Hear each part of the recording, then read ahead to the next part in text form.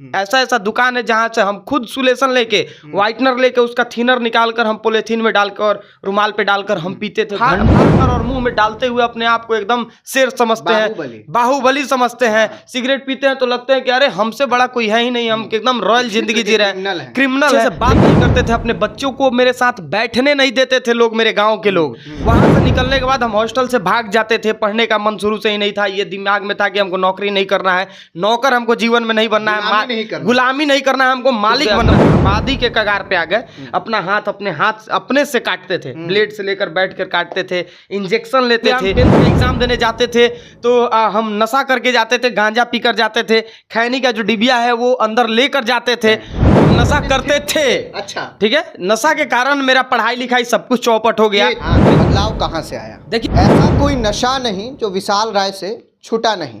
यानी कि अभी के समय में जो आप देखते हैं नवयुवकों को कि किस तरीके से उनके हाथ में सॉल्यूशन और सबसे बड़ी बात स्माइक, बीएससी तमाम चीज़ें होती हैं और वो पी के खुद को गौरव महसूस करते हैं, सबसे बड़ी बात है। और कुछ लोग ये सोचते हैं कि हमने गलती करी है और अगर सामने कैमरा के सामने आके बताते तो समाज हमारे बारे में क्या सोचेगा। विशाल राय जी हमारे साथ उपस्थित हैं और एक समय ये बहुत नशा करते थे, इतना नशा करते थे कि खुद भी नहीं सोच पाते थे कि आगे का जीवन हमारा क्या होगा। लेकिन आज आप इनको सोशल मीडिया के अलग अलग प्लेटफॉर्म पर देखते हैं जो सामाजिक मुद्दों पर अपनी प्रतिक्रिया देते हैं। अगर कुछ गलत होता है तो वहाँ जाकर उस पर आवाज़ उठाते हैं। उससे पहले नमस्कार, आप सच टॉक देख रहे हैं और मैं आपके साथ आशुतोष उपाध्याय। विशाल जी क्या कहिएगा? और सबसे बड़ी बात है कि आप नशा करते तो कैमरे के सामने क्यों बोल रहे हैं? हम नशा करते थे। अच्छा, ठीक है। नशा के कारण मेरा पढ़ाई लिखाई सब कुछ चौपट हो गया। मेरे फेसबुक प्रोफाइल पे जाएंगे, जब विशाल राय गोपालगंज मेरा फेसबुक प्रोफाइल है तो उस पे आज भी मेरे स्कूल का जो नाम है वो लिखा हुआ है। हम सेंट डोमिनिक के स्टूडेंट थे, पटना सेंट डोमिनिक में। हम 4-5 क्लास में 2 क्लास वहाँ पे पढ़े। पटना में सैरोन पब्लिक स्कूल में हम पढ़े 2 क्लास। और नशा के कारण मेरा 8 क्लास के फाइनल एग्जाम के पहले ही मेरा फाइनल ही पढ़ाई छूट गया। और 12th और 10th जो हम किए वो हम उत्तर प्रदेश से किए। तो नशा के कारण मेरा पूरा फाइनल पढ़ाई चौपट हो गया। हम 10th का एग्जाम देने जाते थे तो हम नशा करके जाते थे, गांजा पीकर जाते थे, खैनी का जो डिबिया है वो अंदर लेकर जाते थे। और आज का जो डेट है, आज हम सुपारी भी नहीं खाते, यहाँ तक कि हम मीट मछली भी नहीं खाते हैं। जो रुद्राक्ष और ये तुलसी का माला है, जो लोग वीडियो देख रहे हैं उनको पता होगा कि जो तुलसी पहनता है वो झूठ नहीं बोलता है और मीट मछली वगैरह नहीं खाता है, कोई गलत काम नहीं करता है। तो ये बदलाव कहाँ से आया? देखिए, बदलाव का बहुत सारा कारण है। सबसे पहले तो माँ बाप का अपना कर्म है। हम जब बहुत छोटे थे, 5 वर्ष के थे, 5.5 वर्ष के थे, तभी हम किसी कारणवश मेरे गांव में अपराध का जो ग्राफ था वो बहुत ज़्यादा था और अपराध के कारण मेरे माँ बाप जो है वो हमको हॉस्टल भेज दिए। और कंटिन्यू हम पटना गोपालगंज के हथुआ में सेंट फ्रांसिस में, अगर ये वीडियो उस सर तक पहुँचेगा तो उस सर भी समझ जाएंगे, जो VN सर है सेंट फ्रांसिस स्कूल के मीरगंज में जो है, वहाँ हम 4 साल हॉस्टल में रहे। वहां से निकलने के बाद हम हॉस्टल से भाग जाते थे। पढ़ने का मन शुरू से ही नहीं था, ये दिमाग में था कि हमको नौकरी नहीं करना है, नौकर हमको जीवन में नहीं बनना है, गुलामी नहीं करना है, हमको मालिक बनना है। तो मालिक बनने वाला जो सोच था हमको मेरा जो ऊर्जा था वो हमेशा उसका टेम्परेचर जो है वो बढ़ा रहता था। हम वहाँ 4 साल पढ़े, वहां से भाग जाते थे, फिर वहां से 1 साल हम घर पे बैठे, वहां से फिर पटना आए। पटना हम 2, 3, 4, 5 पटना में पढ़े, मतलब 4 साल हम पटना में पढ़ाई किए। 4 साल पढ़ाई करने के बाद से फिर हम मीरगंज चले गए अपने गोपालगंज में। वहां पे जाने के बाद से नशा करना हम पटना से ही शुरुआत कर दिए थे। बहुत मासूम थे, छोटे थे, तो खैनी, गुल, सिगरेट, गुटखा का सेवन करना हम शुरू कर दिए थे बहुत छोटे उम्र में। कहाँ से लगा था? लत लगा था हॉस्टल में। वही 8 साल जो हम हॉस्टल में रहे, वहीं कुछ बच्चे जो थे वो अच्छे भी थे, बहुत सारे जो बच्चे थे वो बुरे भी थे।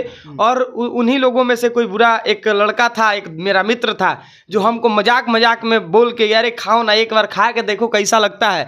हम नशा किए और वहां से एक शुरुआत हुआ। फिर हॉस्टल से जब हम निकले तो हमको लगा कि नशा ही दुनिया है और नशा को ही अपना दुनिया हम समझे। और यूपी, बिहार, झारखंड में जो कुछ भी मिलता है, वो चाहे प्राकृतिक नशा हो, यानी गांजा, ताड़ी, खैनी, भांग, धतूरा, जो कुछ भी हो वो नशा हो, या फिर जो जितना बनाया हुआ नशा हो, दवा वाला जो ड्रग है, स्माइक है, ये सब कुछ नशा, दारू, शराब, A to Z नशा हम किए और धीरे धीरे जब हम नशा के गहराई में पूरा घुस गए, एकदम बर्बादी के कगार पे आ गए, अपने हाथ अपने से काटते थे, ब्लेड से लेकर बैठ कर काटते थे, इंजेक्शन लेते थे। आज भी हम वो सब चीज़ जब अपने सामने किसी लड़कों को, किसी बच्चों को हम नशा करते हुए देखते हैं तो मेरा कलेजा फट जाता है। मेरे माँ बाप हमेशा रोते रहते थे, मेरी मम्मी अपने से खैनी बना कर देती थी, मजबूर थी। कोई माँ बाप नहीं चाहता है कि मेरा बेटा जो है वो नशा करे, कोई बाप नहीं चाहता है कि मेरा बेटा जो है वो नशा करे, लेकिन मजबूरी था उन लोगों का भी। वो लोग चाह के भी छुड़ा नहीं पाते थे। हम कैसे मानव सेवा करना शुरू किए, गौ सेवा करना शुरू किए, लोगों का मदद करना शुरू किए, बदलाव आना वहीं से शुरू हुआ।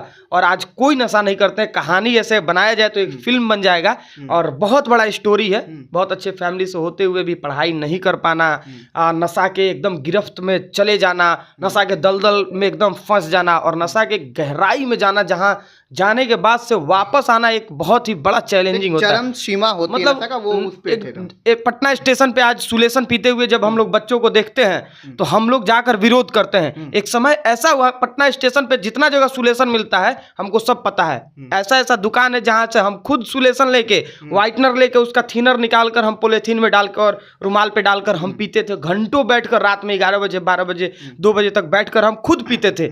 और आज जब हम बच्चों को देखते हैं तो हमको लगता है कि इसके खिलाफ हमको लड़ना चाहिए और नशा मुक्त समाज बने, इसके लिए अब लड़ाई भी हम लोग लड़ेंगे। जिस तरीके से हमारे समाज में भ्रष्टाचार है उसी प्रकार से ये नशा भी है, ये घुसते जा रहा है। आज के युवाओं में छोटे छोटे बच्चे बीड़ी पीते हैं, सिगरेट पीते हैं, तो ये घुसते जा रहा है और माँ बाप चाह के भी कुछ नहीं कर पा रहा है, क्योंकि हर शहर में, हर गांव में, हर दुकान पे बीड़ी, सिगरेट, गुटखा खैनी मिल रहा है। माँ बाप कितना रोकेगा? किसी बच्चे को माँ बाप कैद करके तो घर में नहीं रख सकता है।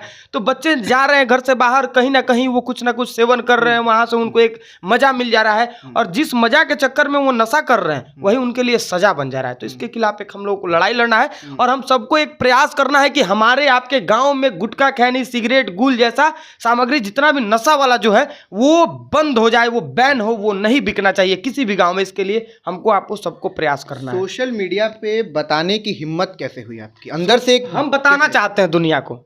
हम अपने दोस्तों के पास बैठते हैं तो हम बताते हैं, जो हमसे नए हमसे मिलते हैं, जो फ्रेंड, जो भी दोस्त मेरे हैं हमसे नए मिलते हैं तो उनको हम बताते हैं कि भाई मेरा ये कहानी है, हम इतना नशा करते थे, ताकि उनके अंदर अगर वैसा कुछ बुराई हो तो वो बदलाव करे, वो बदले अपने आप को। और मनीष कश्यप हमारा एक वीडियो बनाए, मेरे घर पे मेरी मम्मी पापा के साथ एक वीडियो बनाए और वो वीडियो जब मेरे गाँव के लोग, मेरे शहर के लोग, मेरे जिले के लोग, गोपालगंज के लोग, बिहार के अलग अलग जिले से जुड़े हुए मेरे जितने भी मित्र थे, जब वो देखे तो उनके आंख में आंसू आ गया और रो रो कर वो मैसेज किए कि भाई हमको नहीं पता था और आज के बाद से इस मुहिम में हम लोग आपका साथ देंगे, एकदम बढ़ चढ़ कर हिस्सा लेंगे इस मुहिम का और आपका साथ देंगे। आप नशा के खिलाफ जो कर सकते हैं करिए, हम लोग आपके साथ हैं। और कितने सारे जो मेरे मित्र हैं वो संकल्प भी लिए कि आज के बाद हम गुटखा खाते हैं नहीं खाएंगे, हम सिगरेट पीते हैं हम नहीं पिएंगे। अरे कोई अच्छा चीज थोड़े है, लोग गुटखा फाड़ कर और मुंह में डालते हुए अपने आप को एकदम शेर समझते हैं, बाहुबली समझते हैं। सिगरेट पीते हैं तो लगते हैं कि अरे हमसे बड़ा कोई है ही नहीं, हम एकदम रॉयल जिंदगी जी रहे हैं, क्रिमिनल है। लेकिन वो अच्छा चीज नहीं है आपके जीवन के लिए, आपके परिवार के लिए, आपके इज्जत के लिए, आपके प्रतिष्ठा के लिए। किसी भी तरीके से नशा, किसी हद तक कोई भी नशा वो समाज के लिए एकदम समझ जाइए कि वो एकदम जहर है, जहर से भी खतरनाक है। एक अंतिम सवाल में 2 प्रश्न रहेगा। पहला, आपको लोग उस समय नशेड़ी कहता होगा जब सोसाइटी में निकलते होंगे। मेरे अपने गांव के लोग हमसे अच्छे से बात नहीं करते थे। मेरे गांव में आप जाइए रिपोर्टिंग करने और मेरे गांव में जाकर रिव्यू लीजिए लोगों का, लोग हमसे अच्छे से बात नहीं करते थे, अपने बच्चों को मेरे साथ बैठने नहीं देते थे लोग, मेरे गांव के लोग।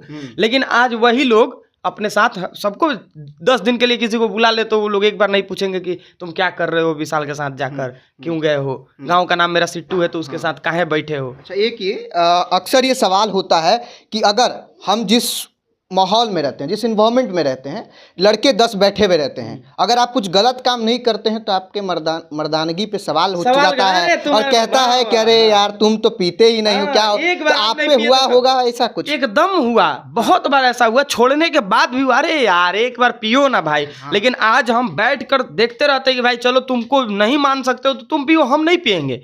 हम क्यों पिए? हम नहीं पियेंगे, हम छोड़ दिए जो चीज़। मेरे जीवन का मकसद कुछ और है, हमको नौकरी करना नहीं था शुरू से, हम इसीलिए पढ़ाई भी छोड़ दिए। परिवार के लोग बहुत प्रयास किए कि हम जमीन भी बेचना होगा पढ़ाई के लिए तो पढ़ाएंगे, लेकिन हम नहीं पढ़ाई किए। हम आधा पढ़ाई, आधा अधूरा ही रह गया मेरा पढ़ाई।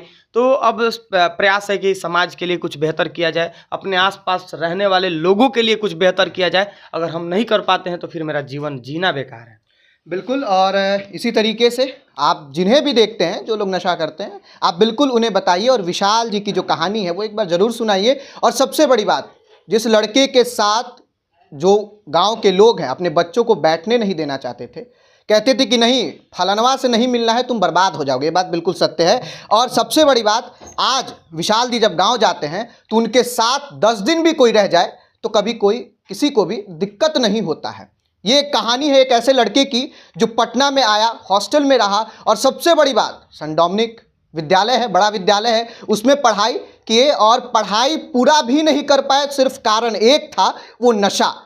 तो अब सबसे बड़ी बात है, और उसी नशा करते करते अब ये नशा मुक्ति को लेके जो अभियान है मनीष कश्यप जी का, उसके ब्रांड एम्बेसडर भी हो गए हैं। आपका क्या कुछ कहना, कमेंट बॉक्स में लिख के जरूर बताइएगा। आप देख रहे थे सच टॉक, मैं आपके साथ आशुतोष। धन्यवाद।